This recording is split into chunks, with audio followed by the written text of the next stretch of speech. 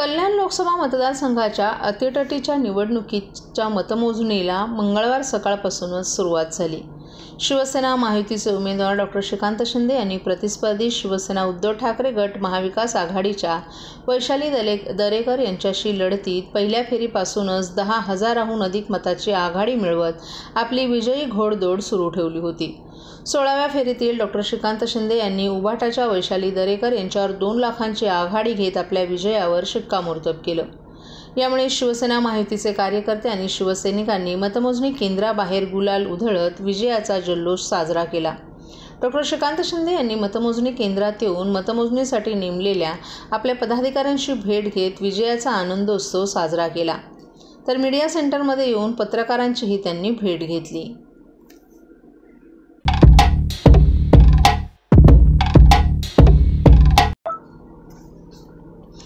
पंतप्रधान नरेंद्र मोदी यांचं अभिनंदन करतो. ते तिसऱ्यांदा पंतप्रधान होत आहेत. शिवसेना एनडीएचा घटक पक्ष म्हणून सोबत आहे.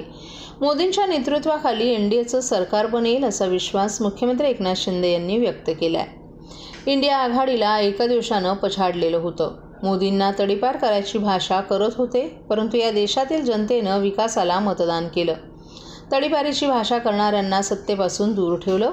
यापुढेही आमचा विकासाचा अजेंडा असणार आहे, असं मुख्यमंत्री एकनाथ शिंदे यांनी सांगितले.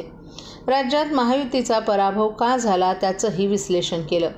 राज्यात विरोधकांनी अपप्रचार केला. संविधान बदलणार म्हणून दिशाभूल केली. त्यांचा अपप्रचार गैरसमज दूर करण्यात कमी पडलो. त्यांचा संभ्रम दूर करू. अपप्रचार गैरसमज दूर करण्यात कमी पडलो असून ज्यांनी मतपेटीचं राजकारण केलंय त्यांना सांगू इच्छितो, हे राजकारण कधी टिकत नाही. त्यांचा खरा चेहरा दिसून येईल, असंही एकनाथ शिंदे यांनी सांगितलं. 15 जागा लढवल्या, परंतु कमी जागांवर विजय मिळवला. या प्रश्नावर शिंदे यांनी काही जागा अतिशय कमी मतांनी गेल्या असून काही ठिकाणी जागा जाहीर करायलाही उशीर झाला, हे देखील कारण असू शकतो. ज्या त्रुटी राहिल्यात त्या दूर करू, असंही त्यांनी सांगितलं.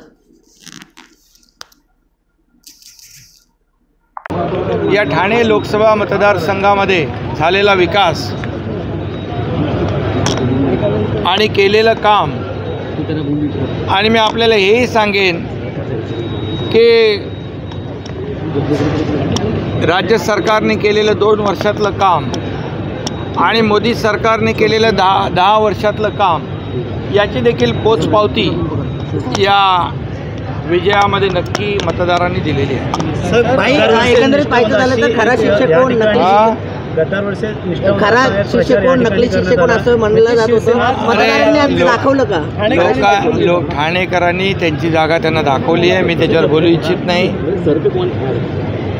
आणि ठाणेकरांनी त्याचं काम दाखवून दिलेलं आहे, कार्यक्रम केलेला आहे.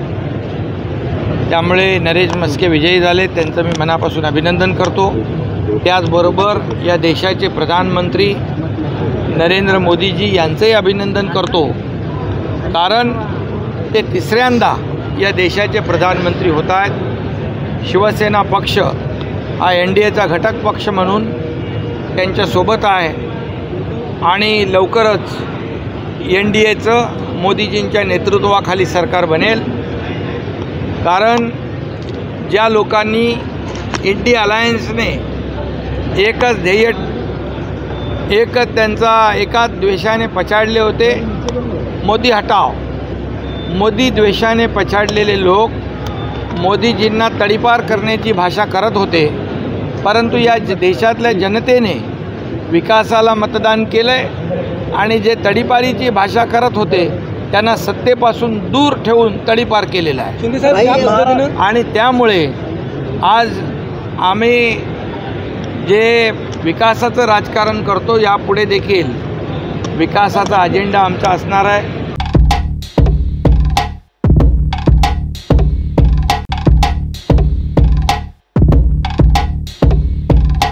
सर्व नागरिकांना आवाहन करण्यात येत आहे की सध्या डासांमार्फत पसरणाऱ्या डेंग्यू या आजाराचा प्रसार रोखण्यासाठी प्रत्येकाने पुढील प्रमाणे कार्यवाही करावी.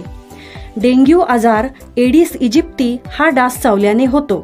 या डासांची पैदास साचलेल्या किंवा साचवलेल्या स्वच्छ पाण्यामध्ये होते. 8 दिवसांपेक्षा जास्त दिवस पाणी उघडे व साचून राहिल्यास त्यात डास अंडी घालतात.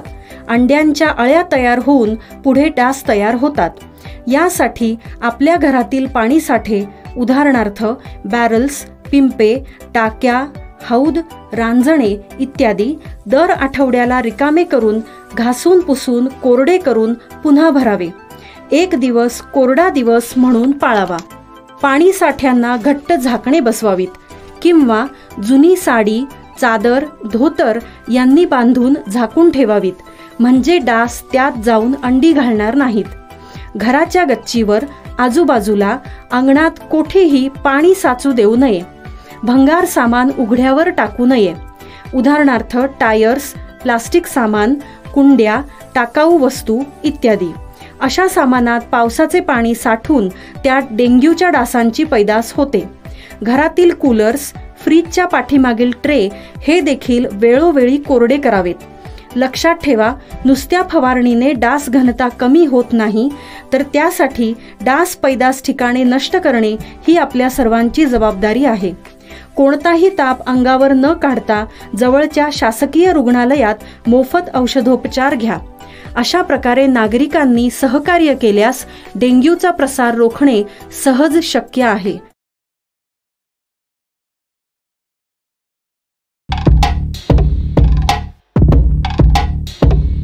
सांगितलं.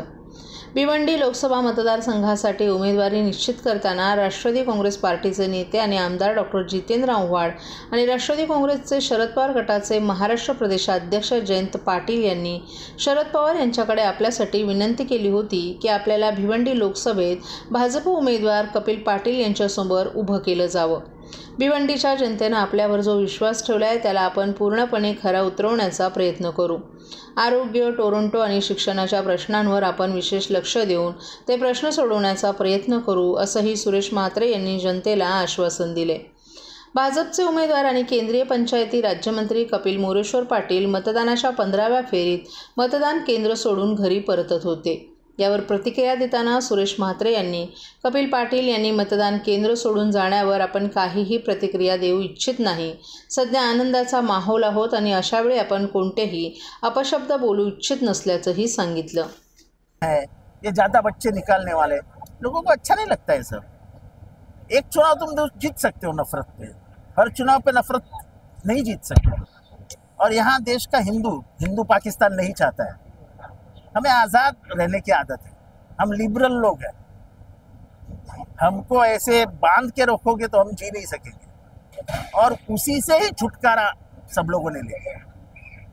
जिस तरह उन्होंने नारा लगाया 400 पार, उस दिन छोटे लोगों को समझने लगा कि अपने गर्दन पे आ गया.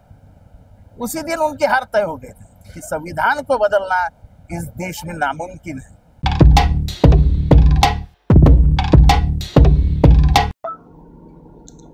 ठाणे आणि कल्याण लोकसभा मतदारसंघात शिवसेनेचे उमेदवार विजयी झाले. ठाण्यातून नरेश म्हस्के यांना एकनाथ शिंदेंच्या शिवसेनेनं उमेदवारी दिली होती, तर कल्याणमध्ये श्रीकांत शिंदे निवडणुकीला उभे होते. हे दोन्हीही उमेदवार प्रचंड फरकाने विजयी झालेत. या दोन्ही उमेदवारांच्या प्रचारासाठी महाराष्ट्र नवनिर्माण सेनेचे अध्यक्ष राज ठाकरे यांनी सभा घेतली होती. विजयानंतर नरेश म्हस्के यांनी प्रतिक्रिया देताना राज ठाकरेंचेही आभार मानलेत.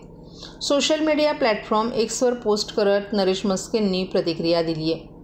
कृतज्ञ, अतिसामान्य घरातून आलेला एक कार्यकर्ता आज ठाण्याचा लोकप्रतिनिधी झाला. आपण विद्यार्थी दशेत असल्यापासून ज्या संघटनेला वाहून घेतलं त्या माझ्या 4 अक्षरी जगाला, शिवसेनेला पहिला मानाचा मुजरा करतो.